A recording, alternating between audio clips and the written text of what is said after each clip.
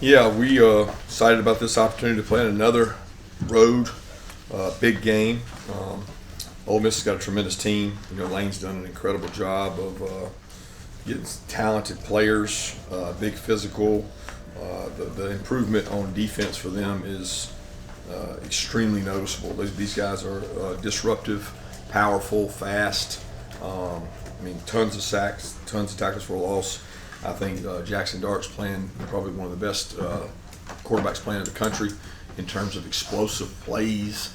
A lot of respect for how he competes, and the guy runs extremely physical, like a SEC running back. He doesn't try to avoid contact; he actually seeks it, and you can tell he's got a fiery, competitive attitude, just like his coach does, just like Lane does. So they have a lot of the same personality traits. Tremendous team that really should probably be undefeated. At the end of the day, they've had two really, really close games, both games that they could have easily won. So great challenge ahead, and our team's looking forward to it. We'll start getting ready today. Kirby, you had some nice words for Dart there. I want to ask you, when I look at the receiving corps, does it remind you at all of Burrow and LSU when he had those targets and the way he was playing at that time? Different offense, I think, very different offense in terms of that, but certainly talent's there. They've got several draft pick receivers that are good players, got good tight ends. They got a really good scheme. I think LSU had the same thing, but different scheme. Those two were not the exact same. LSU could go a whole game without trying to run the ball. Ole Miss will run the ball. They commit to the run, and they create shots and RPOs off of their run game. That wasn't really the LSU MO. Yeah, Coach, you talked about how physically Dart is or how physical he is as a runner. How do you go about coaching that up on the defensive side of the football when the sport's protecting the quarterback nowadays? Is it something you just, hey, play through that, go to the whistle? But I think there was a moment in the LSU game where Whit Weeks kind of gets caught up in this. Is he going to slide? Is he going to be physical? How do you coach playing a quarterback that, has to be protected but runs physically? Yeah, we talk all the time. We've played a lot of quarterbacks that are good runners this year. You tackle the quarterback like he's a running back. You have to approach it that way. He's 225 pounds and he lowers his shoulders and he's physical. He doesn't give himself up very often. So we don't coach it any different than tackling a back. He might drop his shoulder, he might choose to slide. You have to react to what he does, but you have to be physical now. You can't approach this guy like he's going to give himself up, because he'll run right through you. What makes the run defense so successful? They're big. They're physical. The only remedy for stopping the run is have big people that are hard to move. In our history here at Georgia, we've traditionally been pretty good at stopping the run. You go back to the Jordan Davis days, which were probably the best we had. So it's a strong physical defensive line, and they have it now. They're physical at the point of attack, and they're good at attacking and stopping the run. Coach, going back to Dart, same system for him 2 years in a row. Where have you seen that growth for him in this game to this year? Well, he's more comfortable. He's played more football. He's got more experience. He's playing at a really high level. He sees things well. I think, he and Lane and the offensive staff are further along. They know what they're looking for. They know when you get in something, what beats that, and they know how to attack it. So he's just a proven winner, and he's a fierce competitor. He's hard to stop. Kirby, when you reviewed the Florida game with Coach Bobo and the offensive staff, what are some of the key things in terms of Carson cutting down on turnovers that you guys are going to work on? Just decision making. I think that's the bottom line. I think I was more pleased after watching the tape than anything, because he had 73 snaps. He had 68 winning decisions, really good decisions. 68 for 73, pretty good in any sport I'm in that you're in. I think the concern is the mistakes can't be catastrophic. You got to make good decisions, and the two plays that he ends up turning the ball over on, they weren't great looks defensively against that call. Like, we were expecting something else. So when that happens, you got to play for the next down, right? It's the most common thing in football. You got to be willing to concede a down and move on, especially when it's first down. And both those were, and two of those were those situations. But I still think that 68 out of 73 decision-making processes, he did the right thing and made some really, really elite plays and throws within the game. So it's cutting down on the catastrophic things. Kirby, on that note, like Carson continues to make some big throws even after the interceptions.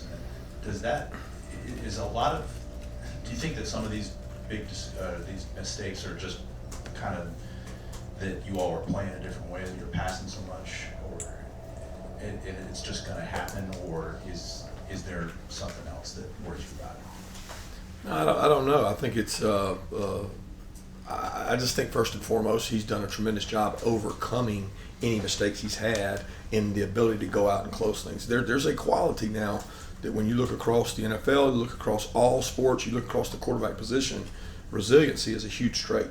And the one thing that this guy has done is when he's had to, he's gone out with his back against the wall and made some throws. He's overcome some bad throws earlier in the game.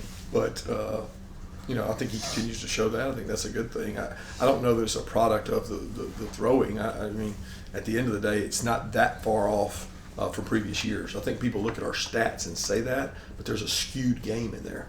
There's a game when we threw the ball the entire second half, just about. So you keep looking at stats and say, well, you're throwing the ball more, therefore you have these. I don't think that's a correlation, because we had games last year that didn't matter what we did in the fourth quarter, because we were up by 30, we were up by 20, and you run the game in those. You run the ball sometimes in those, and that's been different. So I don't know that our differences in stats is more indicative of the games we've had to play in. Kirby, what kind of improvement have you seen from Ben Urosic since he got here this summer?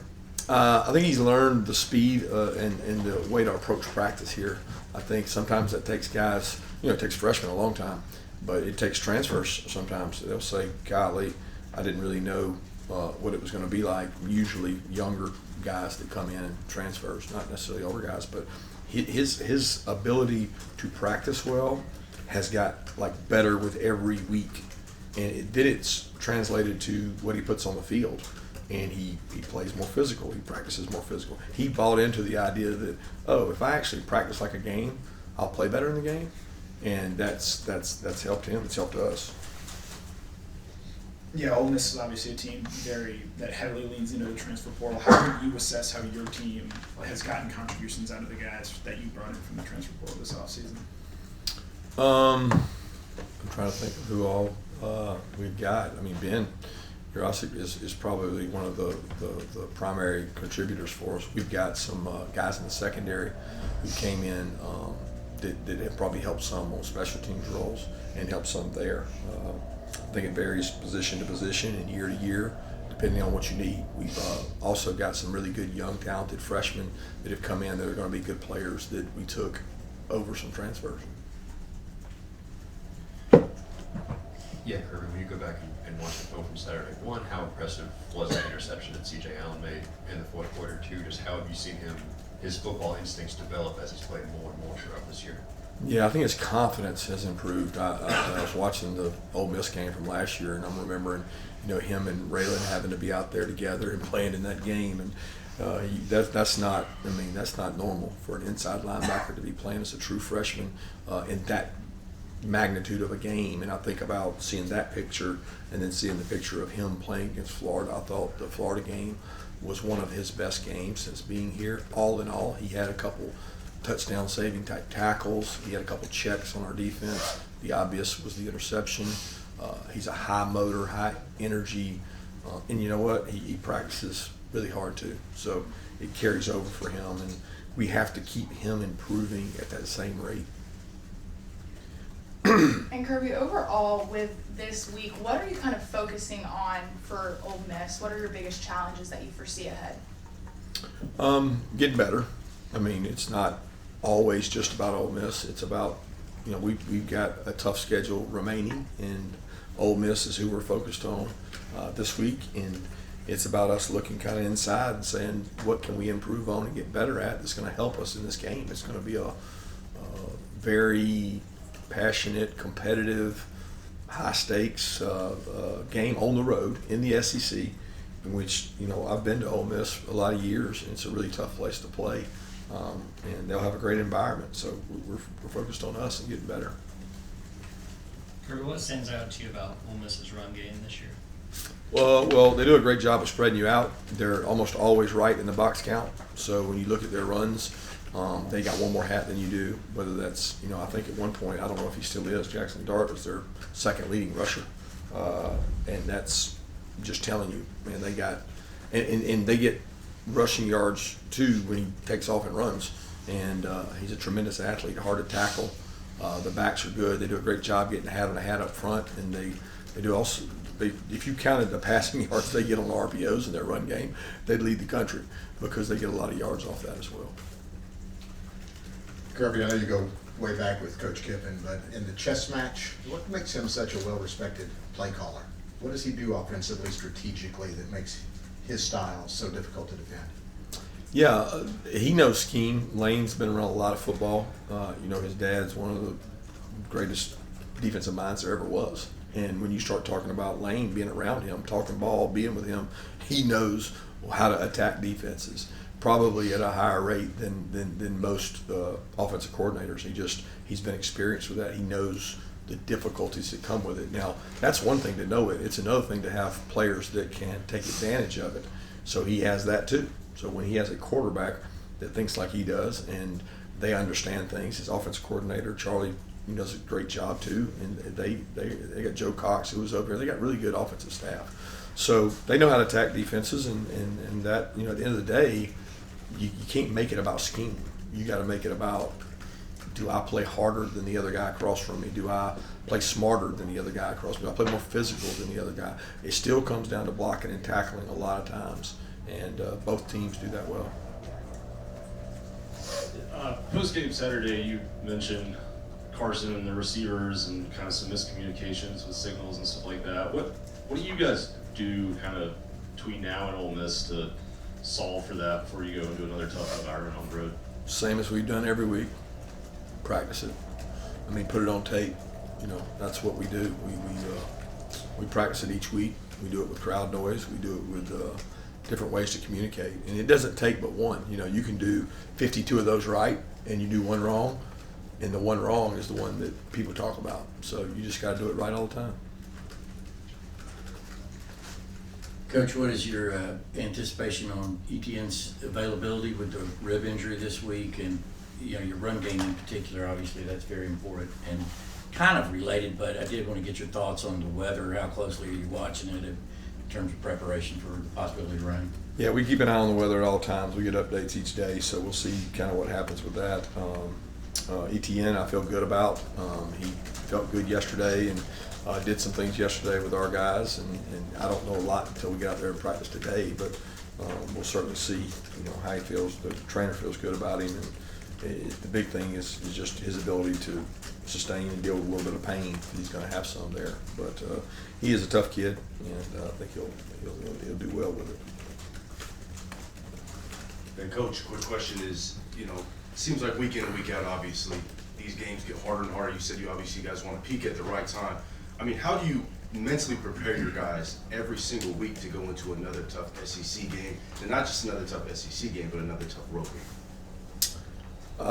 You know, every week is a season, and so we're on a new season this week, and I honestly think you prepare for things like this in the off season with the mental fortitude of your team, the conditioning that your strength staff does, the adversity you put in front of them. I mean, there's nothing that can simulate the schedule that we have. I can't go in the off season and simulate the schedule, but we try to be, you know, businesslike and intense throughout the season and not treat one game bigger than the other, because when you do that, the kids kind of read into it. So for us, it's a lot of big games, and I think the elasticity of someone's ability to focus can be stretched, and we're trying to stretch that mental preparation so that they can do it over and over again throughout the season, how many games it takes.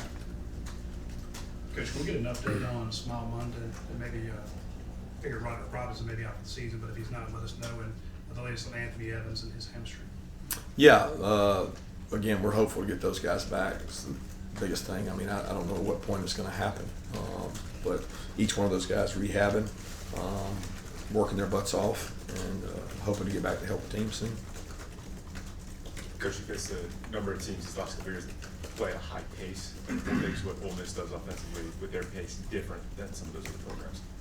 Well, Ole Miss is a very super high pace. They get tons of snaps. Lane does a great job of doing that. It's not always tempo, although tempo factors into it. They want to get you worn down. They want to get you tired. They want to go quick.